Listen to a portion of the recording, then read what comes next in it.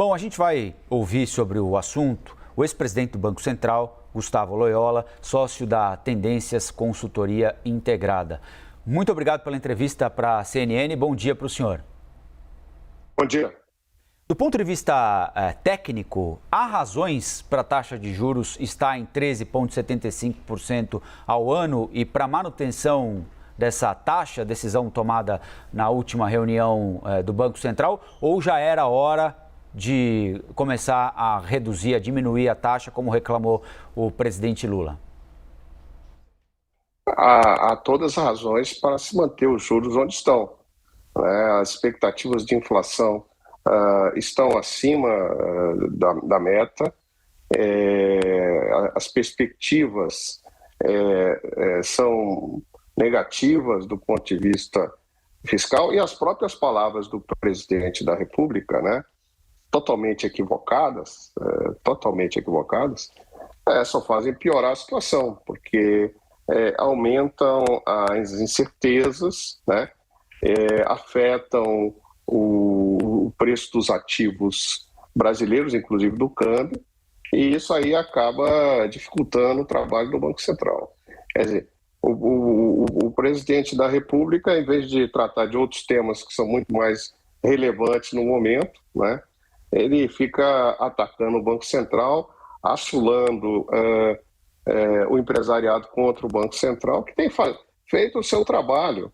Quem não faz o seu trabalho direito é o governo, é o Tesouro, é o Congresso que deixa a situação fiscal chegar onde chegou, ou que deixaram, porque a culpa não é só do Legislativo, é também do Executivo, e não é só do governo Lula, é do governo anterior também, chegaram a essa situação horrorosa das nossas contas públicas. Supondo aqui uma redução imediata da taxa de juros, quais seriam os efeitos para a economia? Por que na avaliação do senhor não há condição disso acontecer? Os efeitos seriam uma desancoragem das expectativas inflacionárias, a inflação voltaria a se acelerar, e isso é que traria prejuízos para a sociedade brasileira, notadamente para os mais pobres. Falta ao presidente da República a percepção de que a inflação é sinônimo de imposto sobre os mais pobres, E isso realmente é um trabalho do Banco Central que é de manter justamente essa inflação no mínimo possível, Então, se o Banco Central se precipita na queda dos juros agora, a inflação não vai cair, e todo esse sacrifício, vamos dizer assim, em termos de juros altos, terá sido em vão, Nós estamos passando por um teste, não é? A lei que deu autonomia ao Banco Central foi aprovada na gestão passada. O atual presidente já tinha sido indicado pelo então presidente da República, Jair Bolsonaro. Havia uma conexão política entre eles antes disso, Esse acho que é um fator importante para a gente levar em consideração. De qualquer maneira, a gente está vivendo os primeiros meses de um período inédito, que é um presidente da República assumiu o cargo, ele era oposição ao presidente anterior, que havia indicado um presidente do Banco Central, que tem um mandato agora até a metade do mandato do presidente da República. O senhor acha que nós estamos atravessando alguns solavancos normais para esse processo? O senhor imagina que haja mais adiante alguma tentativa de eventualmente forçar alguma coisa mais drástica contra o presidente Roberto Campos Neto ou contra a independência do Banco Central? Ou são solavancos que vão passar, às vezes um mais forte, outro mais fraco, mas a tendência é que a coisa siga assim? Olha, a indicação do Roberto Campos Neto, feita pelo governo anterior, foi indicação técnica. O Roberto, ele nunca se meteu em política, ele sempre procurou manter o Banco Central à margem de toda essa confusão aí que foi armada no governo Bolsonaro, né, todo esse extremismo que marcou o governo dele, e tem feito um excelente trabalho, não apenas na política monetária, mas trazendo inovações importantes para o mercado, como o Pix, por exemplo, o Open Banking, né, e outros. É um solavanco que poderia ser evitado, totalmente desnecessário, né? É difícil entender por que o presidente Lula insiste em dar tiro no pé, porque esse tipo de ataque ao BC só faz piorar o ambiente econômico do governo dele, né? É difícil entender por que o Lula 3 tem sido tão pior assim em relação ao Lula 1, no que tange ao relacionamento com o Banco Central.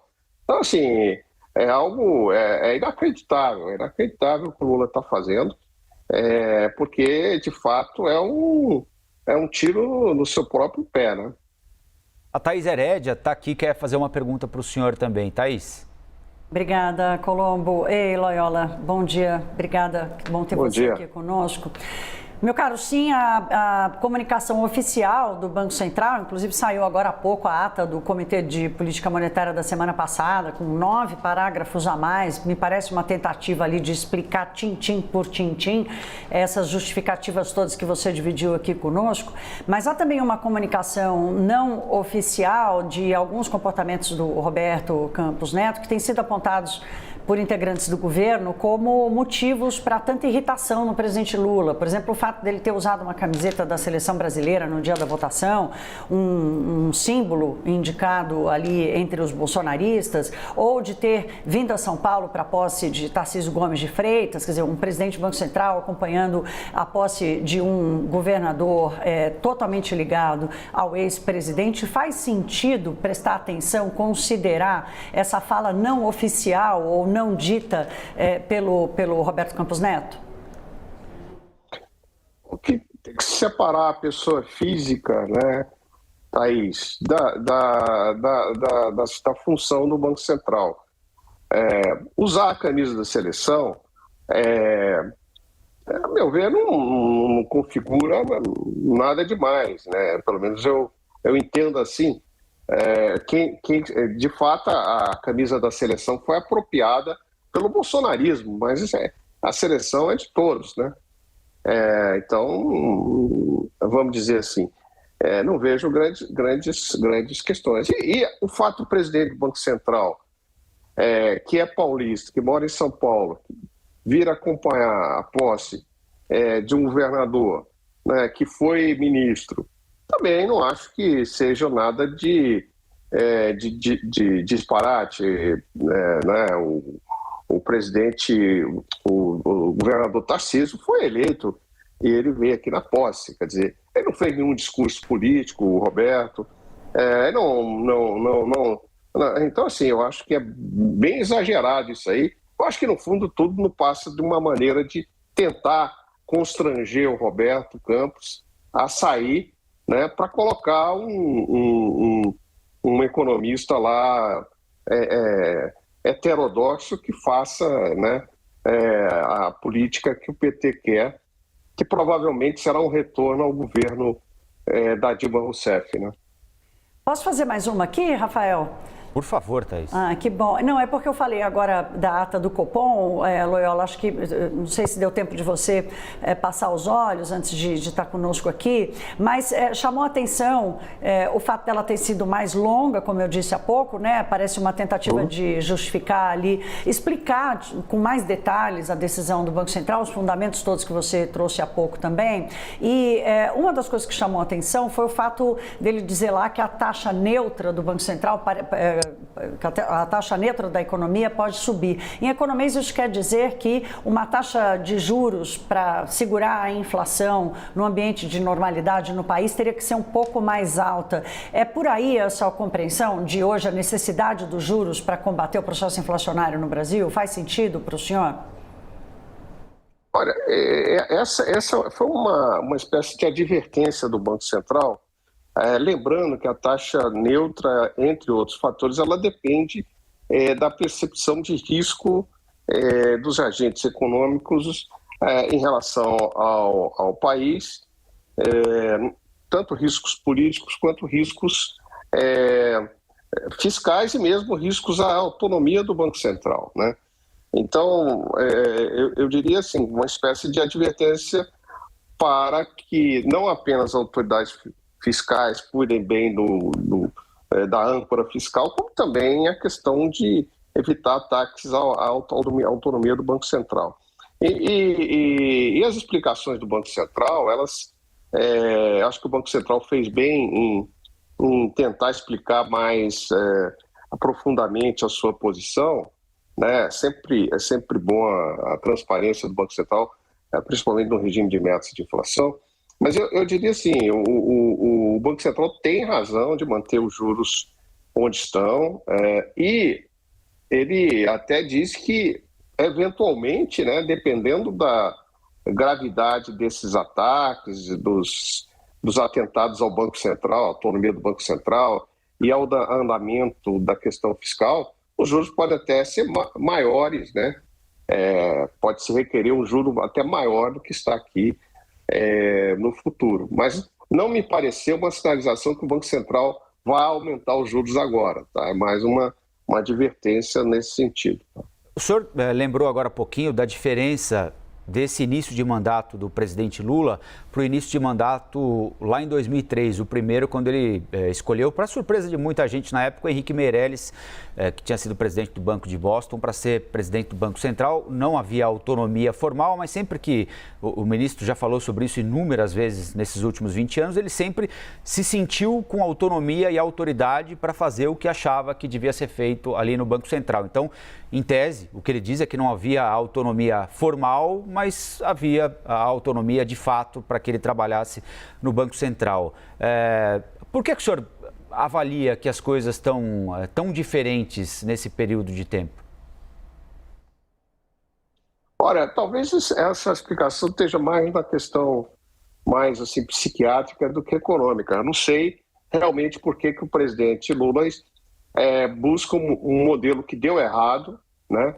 E abandona um modelo que deu certo. O primeiro mandato dele foi muito bom em termos de indicadores econômicos, né? E é o próprio absurdo no raciocínio dele, porque se ele não interferiu no Banco Central no primeiro mandato, né? Por que ele vai interferir agora? Só porque o Banco Central tem autonomia formal? Né? O que ele quer dizer? Quer dizer que o Henrique Meirelles fazia o que ele mandava em termos de juros, né? Então, assim, eu acho realmente difícil de explicar a atitude do presidente do ponto de vista racional. Ele pode ter lá outras razões políticas, enfim, ou de percepção, não sei. Mas a verdade é que ele está escolhendo um modelo que deu errado, que foi a política econômica da ex-presidente Dilma, né? Loyola, o ministro da Fazenda, Fernando Haddad, disse ontem, acabou revelando uma história que a gente estava ouvindo muito nos bastidores do Ministério da Fazenda.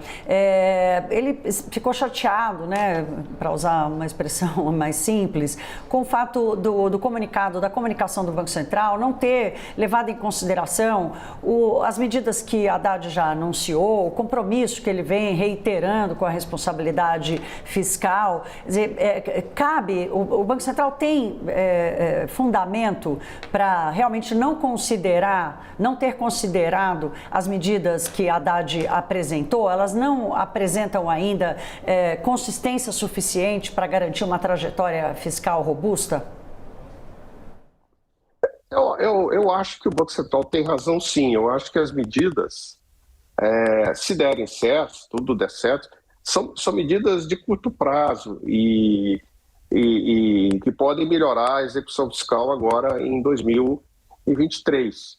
Né? É diferente, por exemplo, se o governo, né, e o Congresso tivessem adotado uma âncora fiscal, né, que substitua o teto, ou o próprio teto mesmo, né, fosse reforçado.